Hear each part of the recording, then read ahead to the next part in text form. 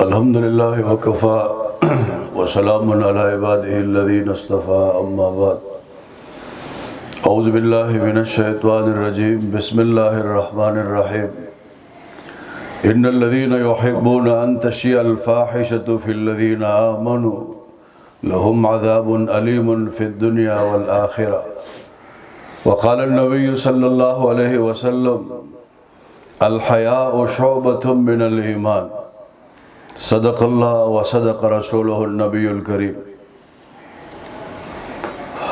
عزیز طلبہ، میرے مسلمان بھائیوں،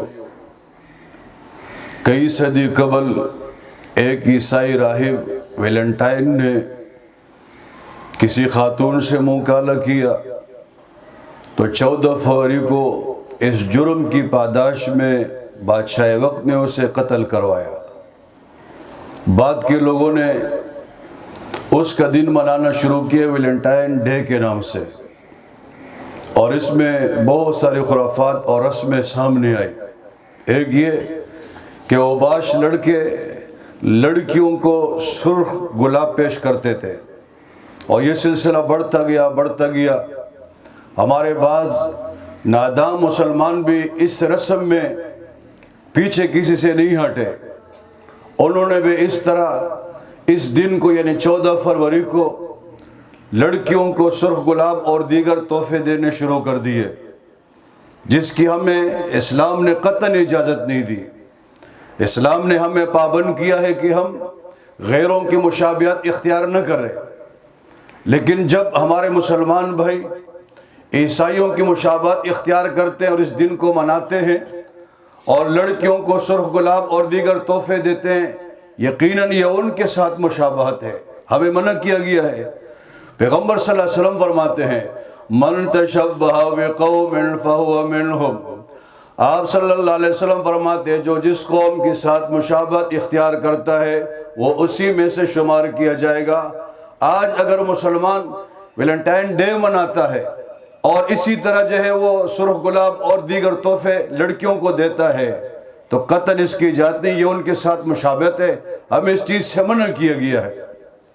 دوسری بات یہ سمجھنے کی ہے کہ یہ ایک کل بے حیائی ہے، بے حیائی کی تشہیر ہے، بے حیائی کا فروغ ہے۔ قرآن کریم نے اس پر سخت وعید سنائی ہے۔ اللہ رب العالمین فرماتے ہیں ان الذین یحبون ان تشیع الفاحشۃ فی الذین آمنوا لہم عذاب علیم فی الدنیا والآخرہ۔ اللہ رب العالمین فرماتے ہیں جو لوگ پسند کرتے ہیں کہ مسلمانوں میں بے حیائی پھیل جائے، مسلمان بے حیا ہو جائے، لہم عذاب فی الدنیا والآخرہ، ان کے لیے دنیا اور آخرت میں عذاب ہے۔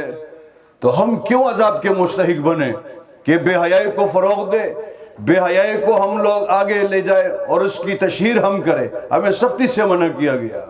ہمارے مذہب نے ہمیں حیا کی تعلیم دی۔ کس کی تعلیم دی؟ ہمیں حیا کی تعلیم دی ہے۔ پیغمبر صلی اللہ علیہ وسلم فرماتے ہیں ان لکل دین خلقا وخلق الاسلام الحیاء۔